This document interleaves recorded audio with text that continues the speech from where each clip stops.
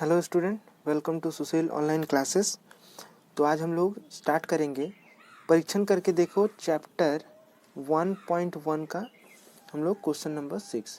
अगर आप लोग पिछला वीडियो जो है नहीं देखा है तो चेक करना, या डिस्क्रिप्शन में मैं उसका लिंक दे दूंगा, तुम लोग वहाँ से देख सकते हो। ठीक है, तो देखो पहला क्वेश्चन क्या है कि एक आयताकार क्षेत्र के विकर्ण की लंबाई 15 मीटर है तथा उसकी लंबाई चौड़ाई की अपेक्षा 3 मीटर अधिक है। इसको हम लोग फिगर ड्रॉ करके समझेंगे ताकि इजीली हमारा जो कॉन्सेप्ट है वो क्लियर हो जाए। तो देखो, जैसे कि हम यहाँ पे फिगर ड्रॉ कर चुके हैं, यहाँ पे जो कर्ण का जो लंबाई दिया हुआ है वो 15 मीटर है। ठीक है, ये देख रहे हो ना, विकर्ण का जो लंबाई दिया हुआ है ये 15 मीटर है।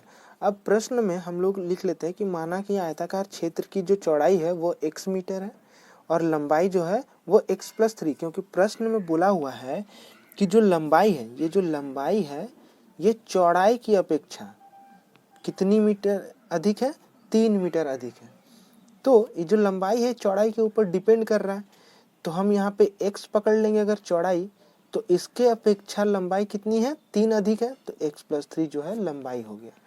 ठीक है, अब हम लोग को पता है कि आयताकार जो होता है उसका ये विकर्ण दिया हुआ है और उसका हर साइड जो होता है, हर कोना 90 डिग्री का होता है। तो हम लोग यहाँ पे पाइथागोरस थ्योरम अप्लाई कर लेंगे। तो प्रश्नानुसार हम लोग देखो यहाँ पे लिखेंगे कि ये जो है आधार है, ये लंब का स्क्वायर है और ये कर्ण का स्क्वायर है। फिर इसको हम लोग सॉल्व करेंगे a+b का होल स्क्वायर का फॉर्मूला में, a² plus 2ab plus b square और ये x का होल स्क्वायर। इसको सॉल्व कर लेंगे। यहाँ पे 15 का जो स्क्वायर होगा वो 225 होगा। उसके बाद नेक्स्ट आता है कि x² प्लस x², ये हो गया 2x² प्लस 6x प्लस 9। इस 9 को हम लोग क्या करेंगे, इधर ले आके माइनस कर लेंगे। तो 225 से 9 माइनस करेंगे तो कितना होगा? 216 हो जाएगा। इसको इधर लेके आएंगे ताकि हमारा जो समीकरण का जो फॉर्म है, जो जनरल फॉर्म है, वो उस तरह से दिखे इस रूप में। ठीक है, इसलिए हम लोग ये जो है c है इसको इधर लेके आ जाते हैं। तो हमारा जो समीकरण कुछ इस तरह से दिखेगा। फिर यहाँ से हम लोग 2 कॉमन भी ले सकते हैं, कॉमन लेके 0 कर देंगे तो हमारा जो समीकरण दिखेगा वो इस तरह से। 2 कॉमन लेने से यहाँ x², यहाँ 3x और यहाँ 108 हो जाएगा। तो ये जो है हमारा दिखा समीकरण जो है निर्माण करने बोला हुआ है प्रश्न में। बस हम लोग इसको यहाँ तक रेडी करके छोड़ देंगे। नेक्स्ट क्वेश्चन की तरफ देखते हैं।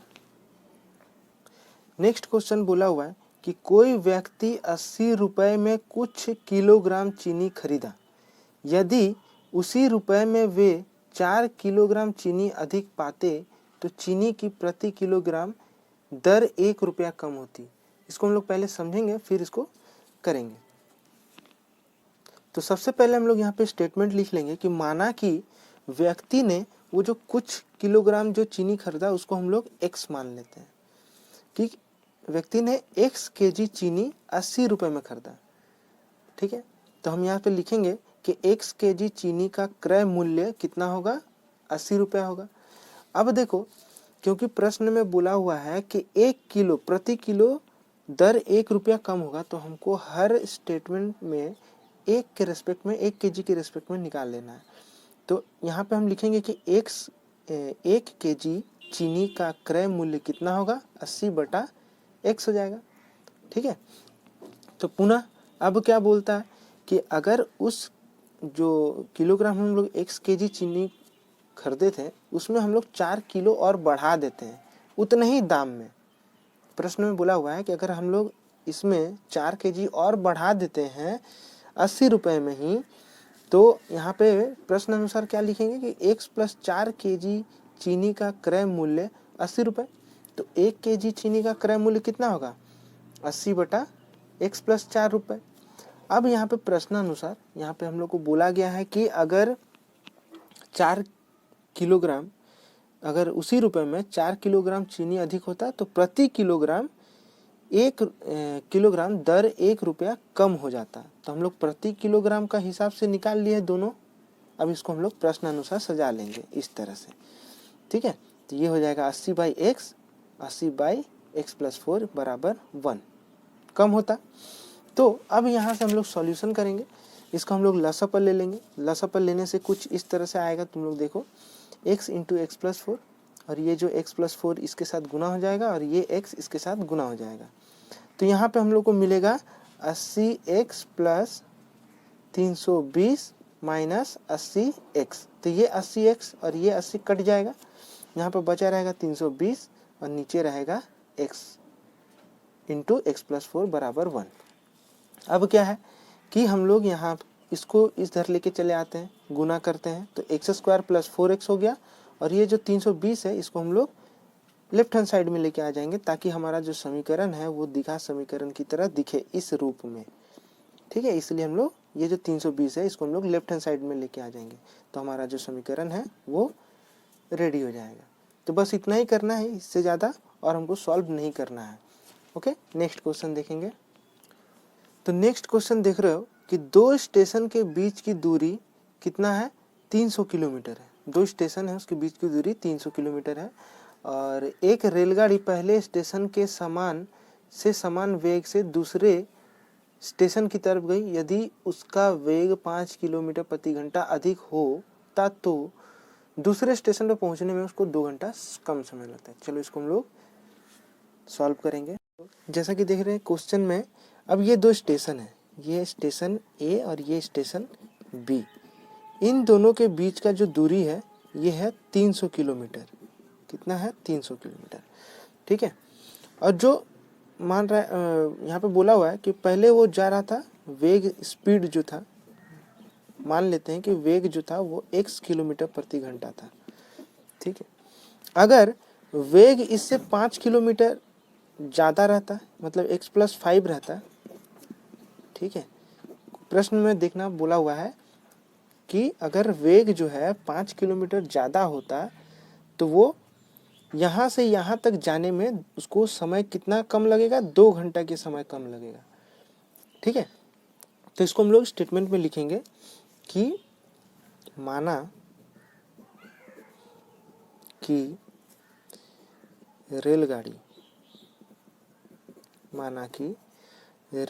का वेग x किलोमीटर प्रति घंटा है, x किलोमीटर प्रति घंटा है। तो x किलोमीटर अगर प्रति घंटा है, ठीक है, हम लोग लिखेंगे कि x किलोमीटर प्रति घंटा की वेग से 300 किलोमीटर जाने में समय लगेगा।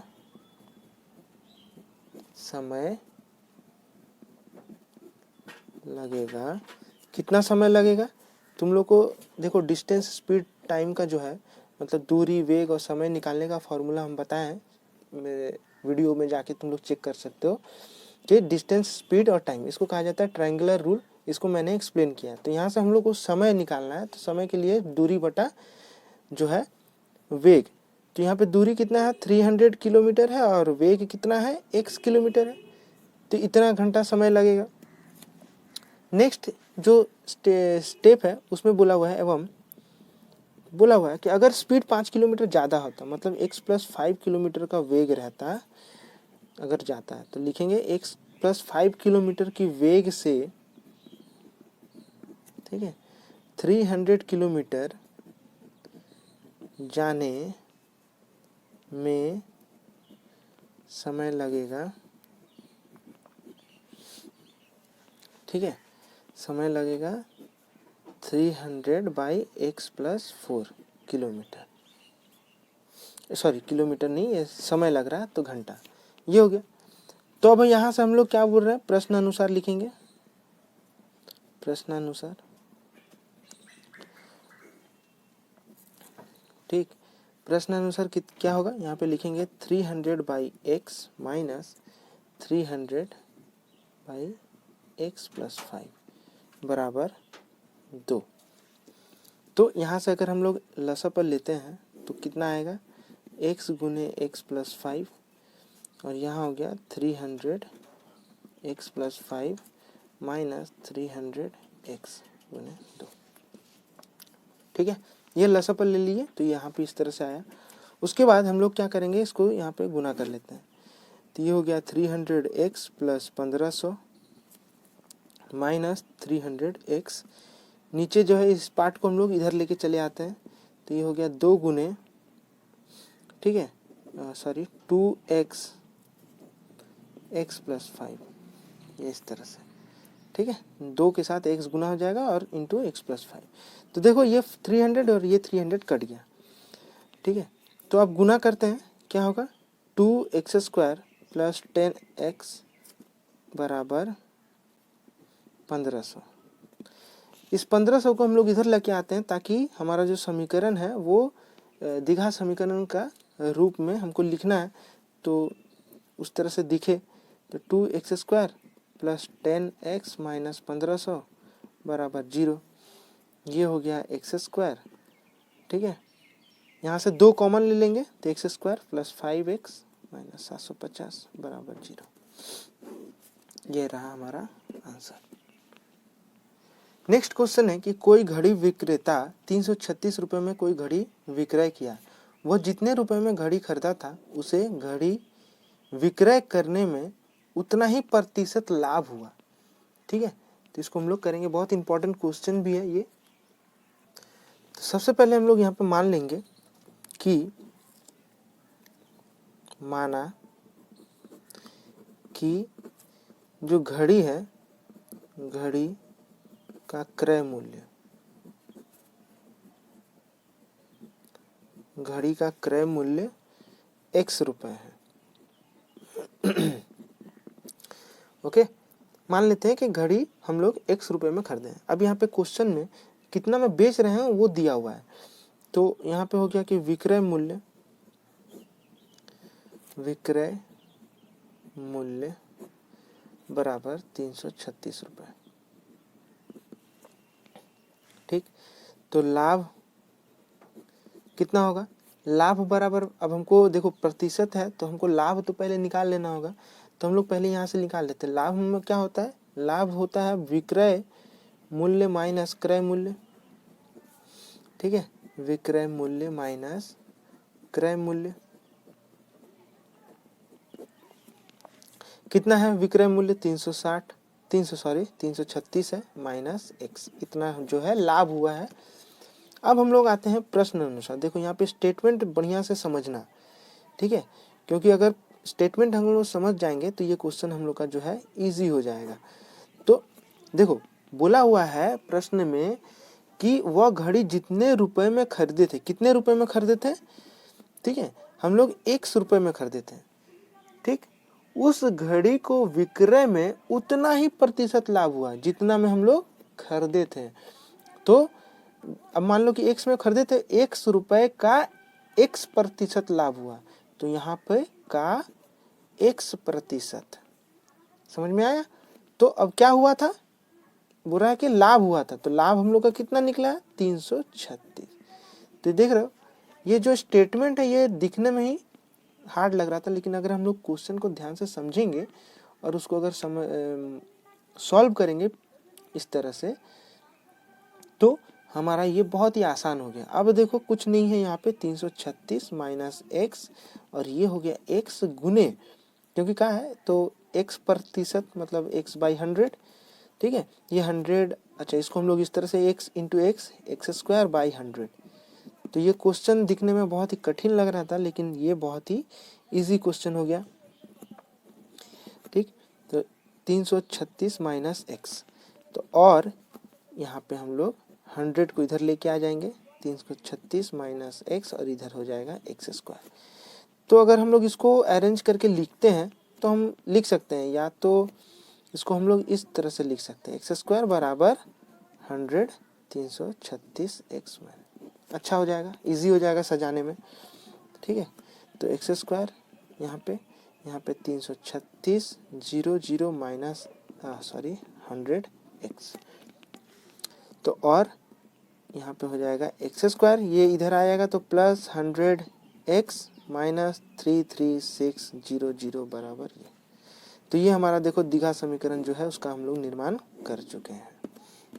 नेक्स्ट क्वेश्चन है देखो कि नदी के धारा का वेग 2 किलोमीटर प्रति घंटा होने पर रतन नाविक को नदी की धारा के अनुकूल 21 किलोमीटर जाने के बाद पुनः उसी प्रारंभिक जगह पर वापस आने में 10 घंटे का समय लगता है।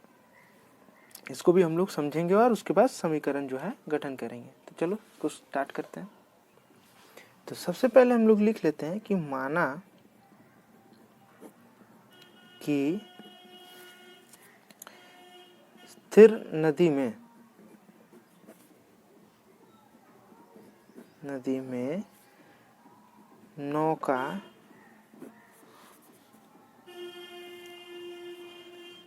ठीक है का गति वेग ठीक है वेग x किलोमीटर प्रति घंटा है। मान लेते हैं कि स्थिर जल में जो नाव है उसका जो स्पीड है वो x किलोमीटर प्रति घंटा का स्पीड से है। अब यहाँ पे क्वेश्चन में तो दिया हुआ है कि जो नदी है, नदी के धारा का वेग, नदी के धारा का वेग कितना है 2 किलोमीटर प्रति घंटा, यही है। अब देखो कि नदी का धारा का वेग है 2 किलोमीटर, ये नाव है ठीक है, ये नाव है, नाविक है। तो अब ये अगर इस धारा के अनुकूल जाएगा तो उसका स्पीड बढ़ जाएगा, यही ना। लेकिन अब ये धारा है और यहाँ पे नाव है, यहाँ पे नाव है, अब नाविक वापस जाएगा ठीक। तो अब ये नदी के अनुकूल, ये तो अनुकूल है तो इसका स्पीड तो बढ़ जाएगा। धारा का वेग है 2 किलोमीटर, नाव का वेग है x। तो अब हम लोग यहाँ पे समझेंगे दो कंडीशन, ये पहला कंडीशन है, ये दूसरा कंडीशन ठीक है। तो पहला कंडीशन में कि नाव जो है वो धारा का अनुकूल जा रहा है तो उसका स्पीड बढ़ जाएगा। तो हम लोग यहाँ पे लिखेंगे कि जो नदी की धारा के अनुकूल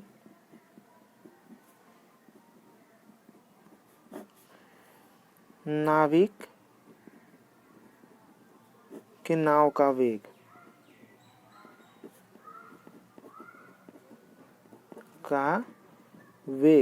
कितना हो जाएगा x प्लस 2 किलोमीटर हो जाएगा पर आवर स्पीड ठीक है। और एवं जब वो वापस आएगा ठीक है तो नदी के धारा के प्रतिकूल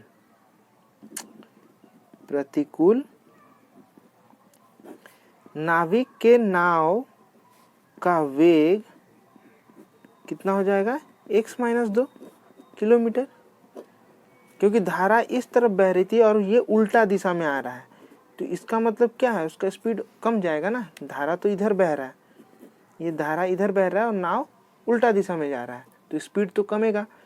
तो अब यहाँ पे हमको लिख लेना है, तो हम लोग इस तरह से लिख लिए कि धारा के अनुकूल नाविक के नाव का वेग x प्लस 2 किलोमीटर और नदी की धारा के प्रतिकूल जो नाविक का नाव का वेग होगा वो x माइनस 2 किलोमीटर होगा। तो यहाँ से हम लोग क्या लिख सकते हैं, यहाँ से हम लोग लिख सकते हैं कि जो नदी है, नदी के धारा के अनुकूल 21 किलोमीटर जाने में समय लगा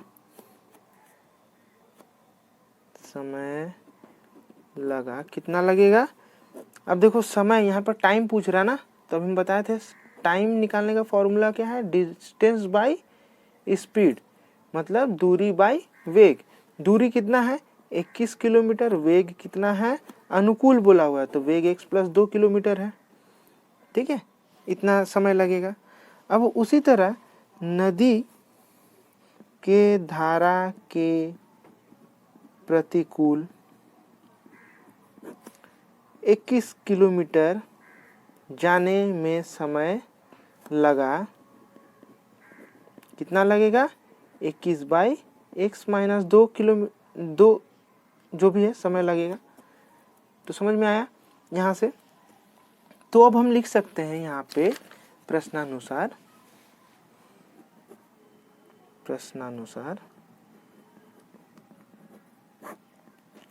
लिख सकते हैं कि 21 x प्लस 2 प्लस ये पूरा जर्नी को वो 10 घंटा में समय ख़त्म करता है, इसलिए हम लोग दोनों का जो टाइम है उसको प्लस करेंगे 21 x माइनस 2 पे 10 घंटा। ठीक है, यहाँ पे लसापल ले लेते हैं, तो लसापल लेने से यहाँ पे देखो a माइनस भी a प्लस भी है, तो हम यहाँ पे एक्स स्क्वायर माइनस 4 लिख दे रहे हैं direct, a square minus b square का फॉर्मूला, और ऊपर होगा 21 x minus 2 plus 21 x plus 2 यहाँ पे 10। यहाँ पे हो गया 21 x 42 plus 21 x minus plus 42, और यहाँ पे हम लोग 10 एक्स स्क्वायर माइनस 4, ये 10 ये वाला पार्ट को हम लोग क्रॉस उधर ले जाके गुना कर देते हैं, तो ये और ये कट जा रहा है। कटने पर यहाँ पे क्या बन रहा है, यहाँ पे 42x बन रहा है, यहाँ पे 10 एक्स स्क्वायर, ठीक है, माइनस 40। तो समीकरण अब यहाँ से हम लोग सजा लेते हैं, तो इसको सजाने के बाद हम लोग को कुछ इस तरह से मिलेगा 10 एक्स स्क्वायर माइनस 42, इसको उधर लेके चले जा रहा है x माइनस 40 बराबर 0। तो ये जो है हमारा द्विघात समीकरण निर्माण हो गया। ठीक है, अच्छा यहाँ से और एक बात है कि अगर आंसर में देख लेना, यहाँ से तुम लोग 2 कॉमन भी ले सकते हो। ठीक है, यहाँ से 2 कॉमन भी ले सकते हो, कॉमन लेने के बाद भी जो आएगा वो भी द्विघात समीकरण ही होगा, या तो तुम लोग इसको ऐसे ही छोड़ सकते हो। नेक्स्ट क्वेश्चन है कि हमारे घर के बगीचे सफाई करने में महिम की अपेक्षा मजीद को 3 घंटा कम समय लगा, वे दोनों मिलकर उसी काम को 2 घंटे में समाप्त कर देते हैं। तो इसको हम लोग सॉल्व करेंगे। चलो तो यहाँ पे लिखेंगे कि माना कि महिम को एक काम, वो जो टोटल काम है ना उसको हम लोग पकड़ लेते हैं एक। ठीक है, एक काम करने में x घंटा का समय लगता है,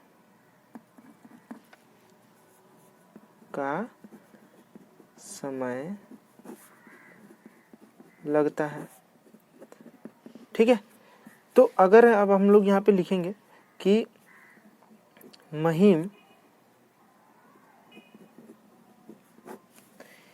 x घंटा में एक काम करता है।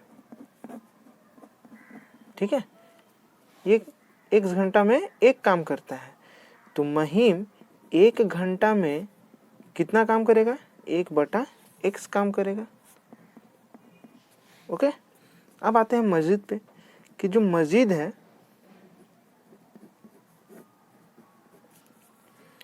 एक काम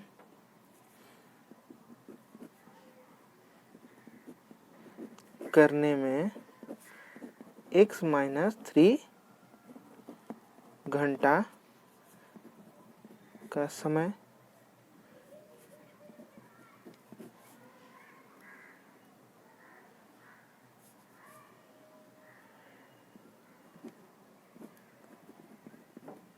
लगता है। ठीक है, तो मस्जिद को एक काम करने में x माइनस 3 घंटा का समय लगता है। अब यहाँ पे x माइनस 3, क्योंकि प्रश्न में बोला हुआ है कि जो महिम है मस्जिद की को 3 घंटा, महिम की अपेक्षा मस्जिद को 3 घंटा कम समय लगता है। तो मस्जिद को अगर x घंटा लगता है तो मस्जिद को उससे 3 घंटा और कम लगता है, तो इसलिए हम लोग x माइनस 3 किए हैं। ओके, तो अब हम लोग यहाँ पे फिर आएंगे, यहाँ पे हम दे देते हैं कि जो मस्जिद है, तो मस्जिद जो है x माइनस 3 घंटा में, ठीक है, 3 घंटा में एक काम करेगा, ओके। अब देखो यहाँ पे तो मजीद 1 घंटा में उसी काम को कितना करेगा, 1/x-3 भाग काम करेगा, ठीक है।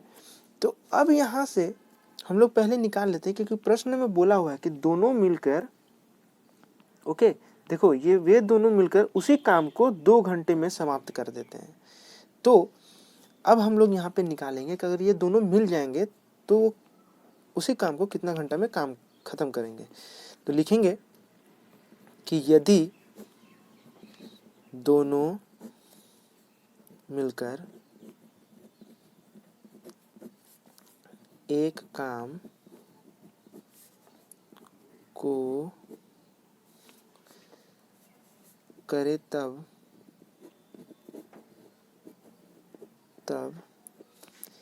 1 घंटे में क्या होगा, दोनों का काम हम लोग इस तरह से कर लेंगे, ठीक है। काम होगा, दोनों मिल जाएंगे तो 1 घंटे में इतना काम होगा, ठीक, इतना होगा। तो इसको अगर हम लोग सॉल्व कर लेते हैं, तो सॉल्व नहीं भी करेंगे क्योंकि अब प्रश्न में बोला हुआ है कि 2 घंटे में कितना करेंगे। तो 1 घंटे में इतना, तो 2 घंटे में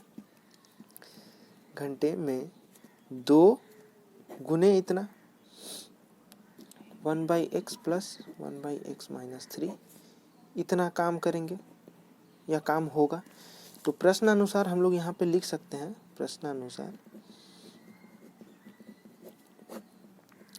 प्रश्नानुसार क्या होगा, लिखेंगे 2x, ये 2/x + 2x-3 बराबर 1, क्योंकि दोनों मिलके एक काम को कर रहे हैं, ठीक है। तो यहाँ पे और यहाँ पे लसापा ले लेंगे, x × x-3, यहाँ हो गया 2x-3 + 2x = 1, और यहाँ पे 2x-6 + 2x x-3, ठीक है। ये इसको सॉरी ये नहीं कटेगा। तो देखो 2x + 2x कितना हो जाएगा, 4x हो जाएगा। तो 4x-6, और इसको हम लोग क्या करते हैं, जो डिनोमिनेटर वाला पार्ट है इसको इधर लेके चले जाते हैं, 1 से गुना करेंगे तो वही होगा। तो इसको गुना करके लिख भी देते हैं, x गुने x, x² - 3x, ओके। अब इसको हम लोग सजा लेते हैं ताकि द्विघात समीकरण हमको बनाना है। तो हम लिखेंगे कि x² - 3x, इसको पहले लिख लेते हैं और फिर इसको लिखते हैं इस तरह से,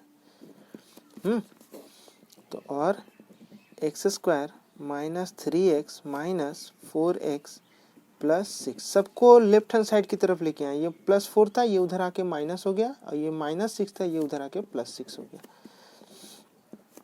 तो x² + 7x + 6 = 0। तो ये हमारा जो है द्विघात समीकरण तैयार हो गया। अब देखो नेक्स्ट क्वेश्चन है, क्वेश्चन नंबर 7। किसी 2 अंकों की संख्या में इकाई का अंक दहाई के अंक की अपेक्षा 6 अधिक है तथा दोनों अंकों का गुणनफल संख्या से 12 कम है। तो यहाँ पे हमको ये क्वेश्चन के पढ़ना है और सॉल्व करके द्विघात समीकरण की रचना करनी है। तो हम लोग यहाँ पे लिखेंगे कि माना दहाई, ठीक है, का अंक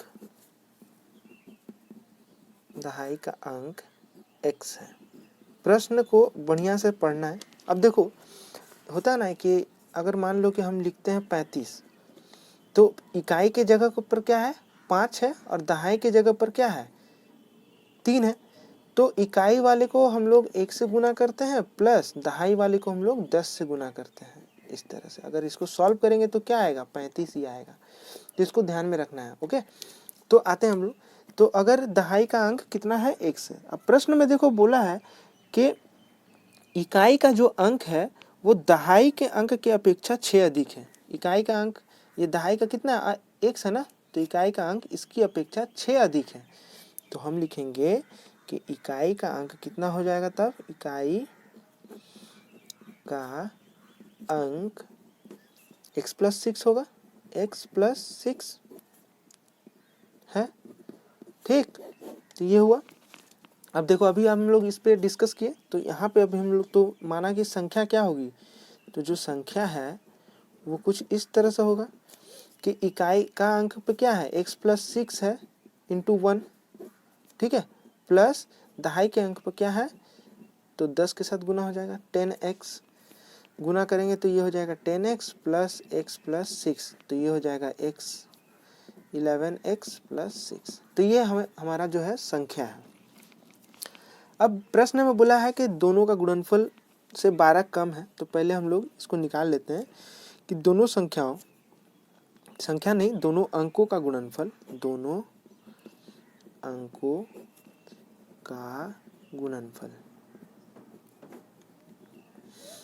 अंकों का गुणनफल कितना होगा, x इंटू x+6, गुणनफल करने से कितना आएगा, x² + 6x। ठीक है, इसको हम लोग कर लेंगे। अब चलते हैं प्रश्नानुसार पे। तो प्रश्नानुसार जो है क्या होगा, प्रश्नानुसार हम लोग लिखेंगे, प्रश्न में बोला हुआ है कि दोनों संख्याओं, ठीक है, तथा दोनों अंकों का गुणनफल संख्या से 12 कम है।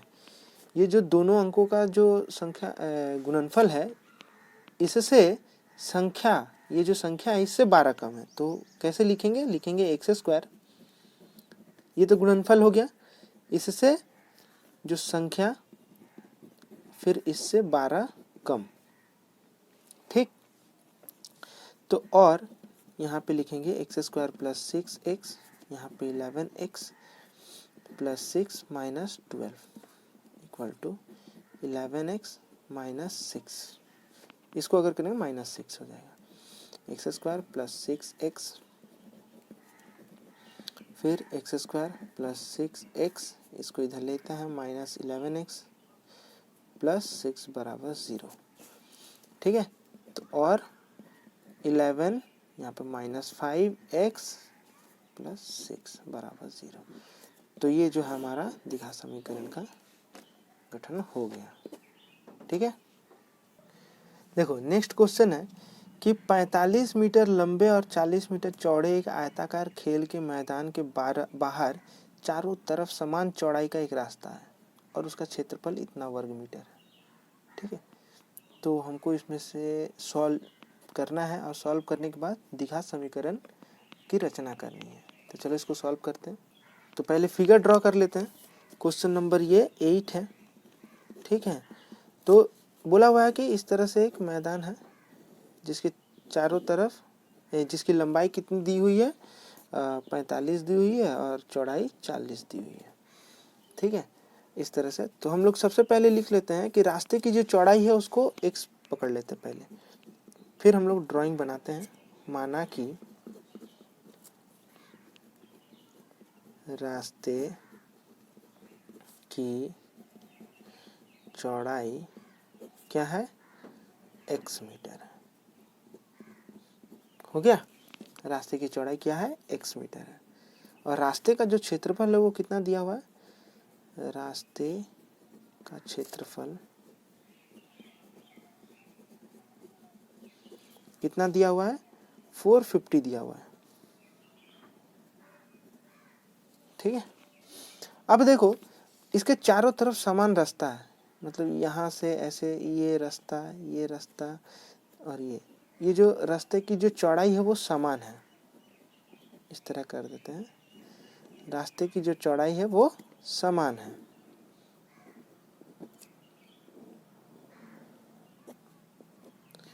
ये हो गया। तो सबसे पहले हम लोग निकाल लेते हैं कि ये जो भीतर वाला मैदान है ना, इसका हम लोग पहले क्षेत्रफल निकाल लेते हैं। तो चलो निकाल लेते हैं। हम लोग लिखेंगे कि आयताकार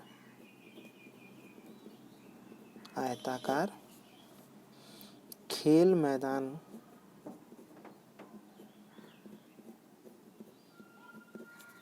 का क्षेत्रफल।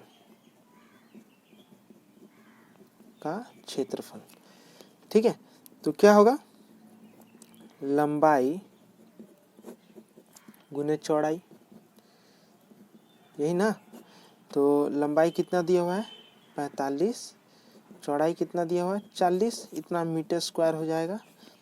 ठीक, इसको हम लोग अगर गुना करते हैं तो 4 16 और 20 1800 मीटर हो जाएगा। ओके, अब देखो कि खेल के मैदान के अगर हम लोग पकड़ते हैं, और अब ये तो निकाल लिए इसका क्षेत्रफल, अब ये पूरा का अगर हम क्षेत्रफल निकालते हैं, ये पूरा, ये जो तुम देख रहे हो पूरा, इसका अगर हम लोग क्षेत्रफल निकालते हैं, ठीक, रेड पेन से दिखाते हैं, इस वाले पोर्शन को, ये पूरा पोर्शन, इसका अगर हम लोग क्षेत्रफल निकालते हैं तो ये लंबाई कितनी होगी। देख रहे हो कि ये 45 है और इधर भी x बढ़ रहा है, मतलब ये भी x है और ये भी। तो अगर हम इसका लंबाई देखेंगे तो ये 45 और ये प्लस x और इधर प्लस x, तो कितना हो गया, तो 45 प्लस 2x हो गया। और अगर इधर भी देखें तो समान चौड़ाई बढ़ रहा है, ठीक है, तो ये x है और ये x, चौड़ाई कितना है 40। तो इधर देखोगे तो 40 प्लस x मतलब 40 प्लस 2x। ठीक, अब इसको हम लोग स्टेटमेंट में लिखेंगे।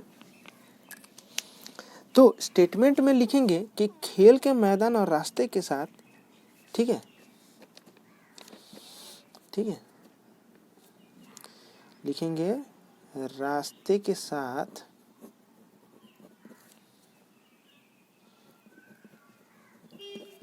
ठीक है आयताकार मैदान, मतलब ये जो रास्ता है इसको अब साथ लेके वो आयताकार मैदान का जो लंबाई है वो कितना है। तो आयताकार मैदान की लंबाई कितनी हो जाएगी 45 प्लस 2x, इतना मीटर। और रास्ते के साथ आयताकार मैदान की चौड़ाई कितनी हो जाएगी 40 प्लस 2x, ठीक है, सॉरी 2 हाँ, इतना मीटर। तो अब हम लोग लिख सकते हैं कि रास्ते के साथ, स्टेटमेंट जो है लिखना, रास्ते के साथ आयताकार मैदान का क्षेत्रफल कितना होगा, लंबाई गुने चौड़ाई, यही ना। लंबाई कितना दिया हुआ है 45 प्लस 2x, चौड़ाई कितना है 40 प्लस 2x मीटर स्क्वायर। ठीक है, अब आते हैं प्रश्नानुसार पे।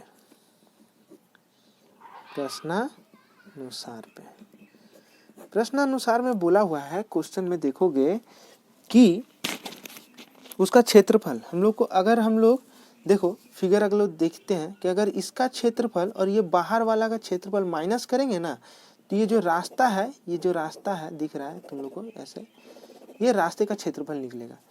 तो अब मतलब कहने का मतलब है कि इस तरह से हम लोग को लिखना है कि रास्ते, पूरा स्टेटमेंट ही लिख देते हैं ताकि तुम लोग को इजीली समझ में आ जाए कि हम कहना क्या चाहते हैं। तो रास्ते के साथ, ठीक है, आयताकार मैदान का क्षेत्रफल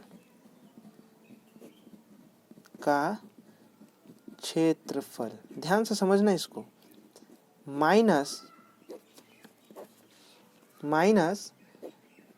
आयताकार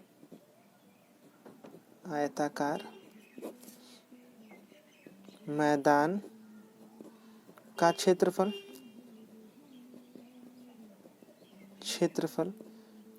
ठीक है। रास्ते के साथ अगर आयताकार मैदान का क्षेत्रफल और ये ओनली मैदान का क्षेत्रफल, ये वाला, ठीक है, इन दोनों को अगर हम माइनस करेंगे तो क्या निकलेगा, रास्ते का क्षेत्रफल निकलेगा, रास्ते का क्षेत्रफल। आई होप कि अब क्लियर हुआ कि हम क्या कहना चाहते थे। तो इसका अब जो है हम लोग बैठाएंगे फॉर्मूला कि दिस इम्प्लाई 45, तो ये लिख दिए ताकि तुम लोग का जो कॉन्सेप्ट है वो क्लियर हो जाए, बिल्कुल कोई भी डाउट ना रहे। ठीक है, इस तरह से हो गया। माइनस मैदान का जो क्षेत्रफल है 1800 है, क्वेश्चन में रास्ते का क्षेत्रफल दिया हुआ था 450। इसको अब हम लोग सॉल्व करेंगे। तो इसको सॉल्व करेंगे तो इसको लिखेंगे यहाँ पे 1800,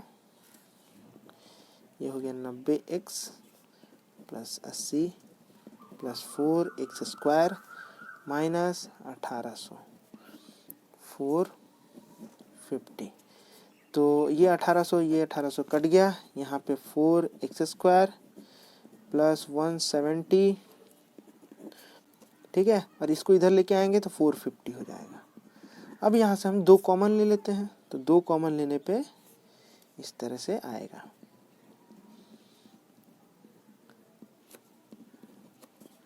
ठीक है, तो ये जो है हमारा जो परीक्षण करके देखे 1.1 का आखिरी समस्या। आई होप कि तुम लोग को ये वीडियो बहुत अच्छा लगा होगा, समझ में आया होगा।